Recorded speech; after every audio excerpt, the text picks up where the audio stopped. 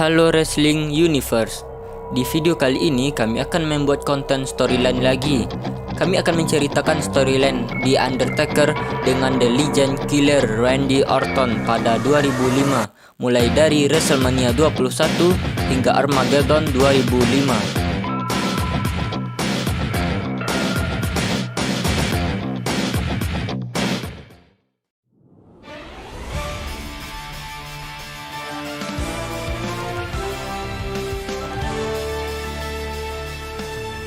Ketika episode Raw 7 Maret 2005, Randy Orton yang dijuluki sebagai The Legend Killer saat itu, yang mana Randy selalu mengincar legenda dari WWE, ingin membuat suatu keputusan tentang lawannya di WrestleMania 21, dan dalam promo tersebut, Randy ingin menantang salah satu legenda di WWE, yaitu The Phenom The Undertaker. Randy percaya bahwa ia akan mematahkan streak WrestleMania dari The Undertaker, yang dimana saat itu Undertaker belum pernah terkalahkan di WrestleMania. Setelah itu, General Manager Raw Eric Bischoff datang dan sangat mendukung Randy Orton untuk mengalahkan The Undertaker, yang saat itu Taker merupakan roster SmackDown. Lalu Randy juga memuji Eric sebagai legenda karena mampu mengalahkan rating WWE yang saat itu memimpin WCW pada tahun 1997-an. Eric tidak sadar karena dia dilabeli legenda oleh Orton, yang membuat sang Legend Killer juga memberikan RKO kepada Eric. Storyline WrestleMania antara mereka hanya sebatas promo saja. Sampai pada SmackDown sebelum WrestleMania, Cowboy Bob Orton yang merupakan ayah dari Randy Orton datang dan meminta Taker untuk mengampuni anaknya. Taker berjanji akan membuat Randy Orton rest in peace di WrestleMania nanti. Lalu secara tiba-tiba Randy Orton memberikan RKO kepada Taker, lengah melihat ayah Orton yang meminta ampun. Hal itu membuat Orton terlihat unggul menuju WrestleMania.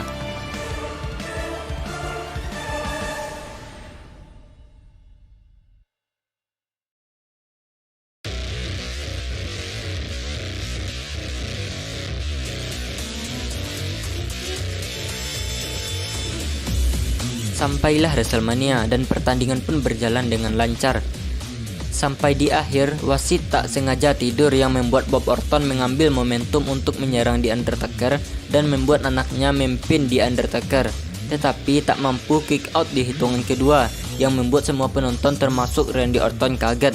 Dan setelah itu, The Undertaker ingin memberikan choke slamnya kepada Randy Orton, tetapi Orton berhasil mengcounternya dengan memberikan RKO yang sangat ikonik sampai saat ini. The Undertaker pun masih bisa kick out. Streak Taker pun masih berlanjut.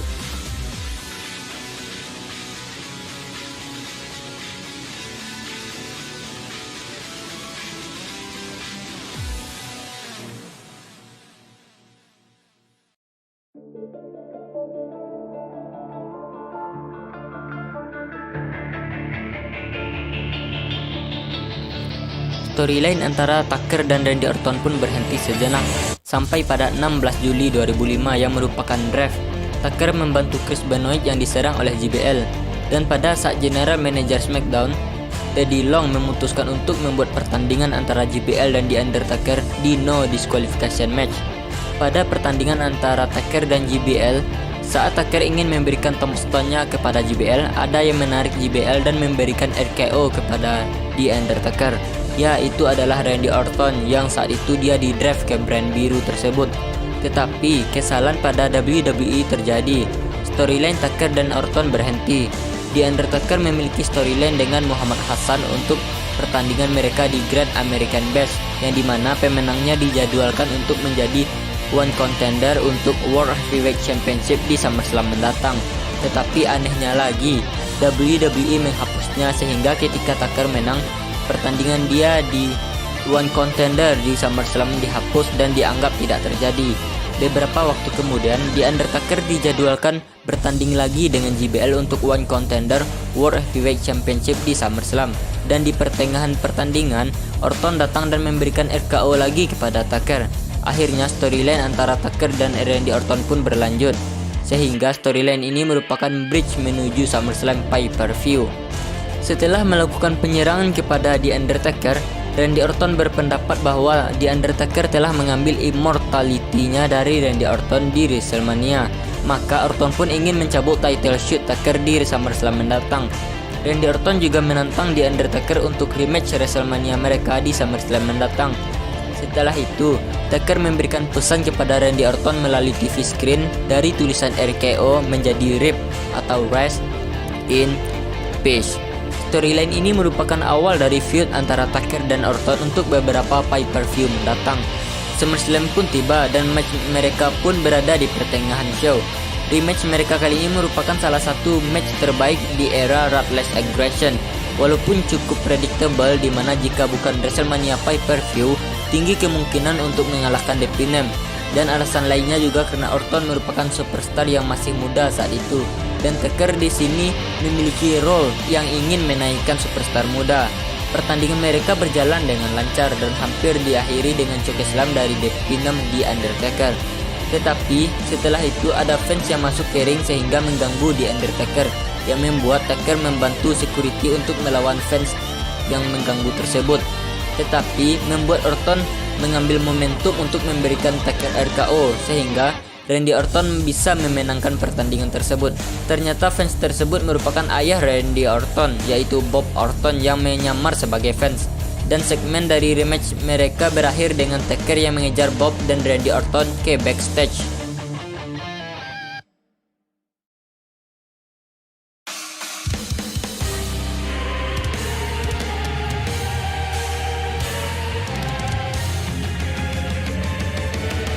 Setelah pertandingan mereka, Randy Orton berpendapat bahwa dia telah membuat Taker pensiun di SummerSlam.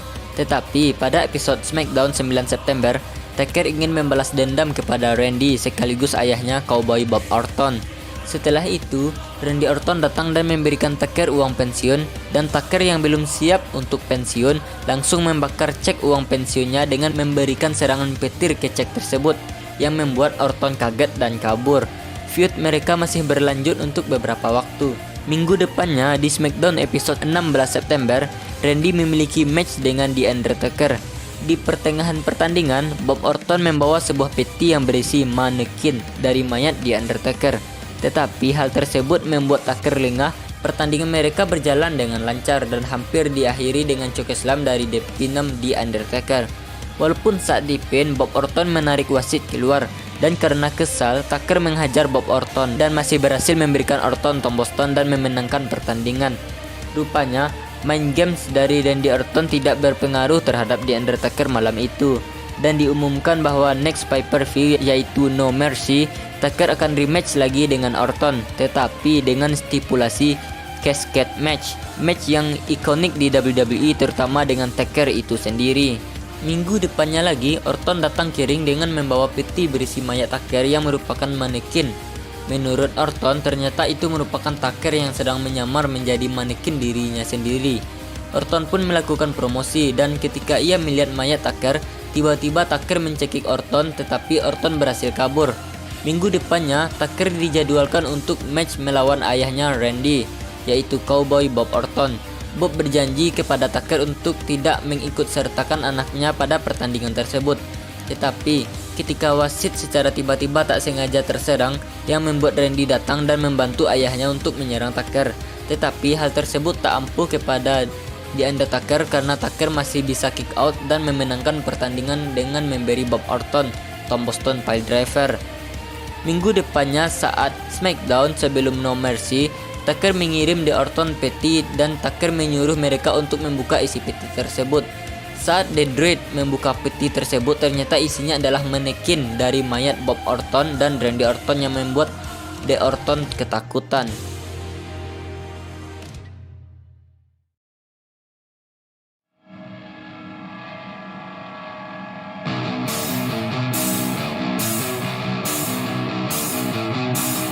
No Mercy pun akhirnya terjadi. Ada sedikit perubahan di mana match mereka menjadi 2-on-1 handicap casket match, yang bisa dibilang Taker cukup unggul melawan The Orton. Namun saat Taker menuju kemenangan dengan membawa Orton ke peti, Bob Orton menyemprot Taker dan membuat Taker dan Orton jatuh ke peti. Dan Orton mengambil momentum untuk chair shoot ke Taker dan The Orton pun berhasil memenangkan pertandingan. Pada saat post-match, Randy memukul peti Taker yang sudah terkunci dengan kapak dan membakarnya. Hal itu membuat Taker off sejenak. Setelah itu, Randy Orton masuk ke SmackDown untuk Survivor Series. Randy sendiri memiliki rekor dengan menjadi sole survivor selama 2 tahun berturut-turut, dan tahun ini juga sama dengan mengeliminasi Shawn Michaels. Saat melakukan selebrasi dengan roster SmackDown lainnya, terdengar bunyi gong khas Tucker dengan The Druid datang meletakkan peti.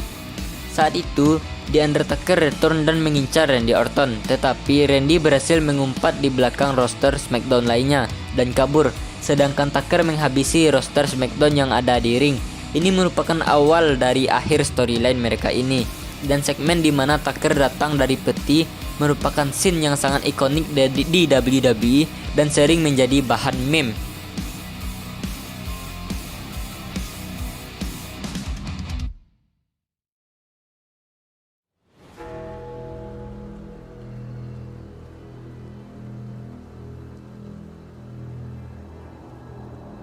Akhir dari storyline mereka adalah di dalam Hell in a Cell. Pertandingan mereka diputuskan pada Desember 2005 setelah Randy Orton menyerang The Undertaker dan menabrakkan Taker ke throne stage dengan mobil yang sekaligus memberikan tribut kepada Eddie Guerrero. Seminggu setelahnya teror mulai terjadi. Taker mulai menakuti Randy Orton dengan suara, video, atau suasana yang menakutkan yang membuat Randy berusaha kabur tetapi tidak bisa. Dan Taker memutuskan bahwa pertandingan mereka akan berlangsung di dalam Hell in a Cell. Hal tersebut membuat Randy Orton panik dan komplain kepada General Manager SmackDown Teddy Long. Tetapi Teddy Long tetap menjadikan pertandingan itu di pay-per-view mendatang, yaitu Armageddon. SmackDown sebelum Armageddon, akhirnya Orton terima tantangan The Undertaker dan Bob Orton sempat distract Taker dengan memberi candy, yang membuat Orton memberi rokok kepada Taker dan menyerangnya dengan kursi tepat di kepala lebih dari sekali. Pertandingan terakhir mereka pun terjadi, dan ini merupakan pertandingan Hell in a Cell yang lama, yang lebih dari 30 menit. Tetapi melihat suasana yang pas dengan stipulasinya, yaitu ekstrim dan brutal, Taker dan Orton pun sama-sama menyerang secara brutal. Jadi tak begitu kelihatan yang menjadi superior. Ketika wasit pertama tepar, Bob Orton masuk, tetapi Taker masih bisa memberikan Orton last ride. Namun, Bob Orton menarik wasit kedua dan menyerangnya. Lalu Taker menyerang Bob secara brutal, dan ketika Taker ingin memberikan tombstone, Randy mengcounter dengan memberi Taker finishernya, yaitu tombstone piledriver. Tetapi Taker masih bisa kick out di hitungan kedua. Hal itu membuat Taker kesal dan menjadi kuat meski Orton telah memukulnya berkali-kali, sehingga tak ingin memberi Orton chokeslam namun diganggu oleh Bob Orton. Taker akhirnya mengurus Bob Orton dulu dengan memberikan tombstone, lalu memberi tombstone kepada Randy Orton dan berhasil memenangkan pertandingan. Segmen berakhir dengan Taker memegang candy di atas Hell in a Cell.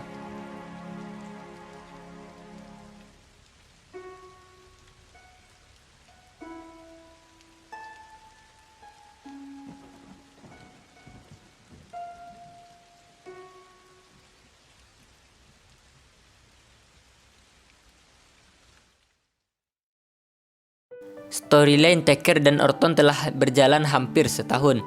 Setelah itu, Randy Orton memiliki storyline dengan Rey Mysterio dan berujung di WrestleMania 22 untuk World Heavyweight Champion. Sedangkan Taker memiliki storyline dengan Mark Henry untuk match casket match mereka di WrestleMania. Sayang sekali, di era modern ini jarang storyline di mana legenda atau roster lama WWE yang mengangkat superstar baru. Menurut admin, yang masih melakukan hal tersebut adalah Jeff Hardy yang selalu memberi superstar baru kemenangan melawan dirinya, meski sayangnya tidak dijadikan storyline. Atau yang baru ini adalah Sheamus yang memberikan superstar baru peluang untuk memiliki storyline dengan dia dan menjadi bagian dari United States title. Admin harap kedepannya WWE memberikan superstar baru WWE untuk setara atau bahkan unggul dari roster lama WWE. Bagaimana tanggapan kalian mengenai storyline yang panjang ini? Silahkan tulis di komen, dan mungkin kalian bisa berpendapat tentang superstar baru era sekarang yang bisa menjadi top star di masa depan nanti.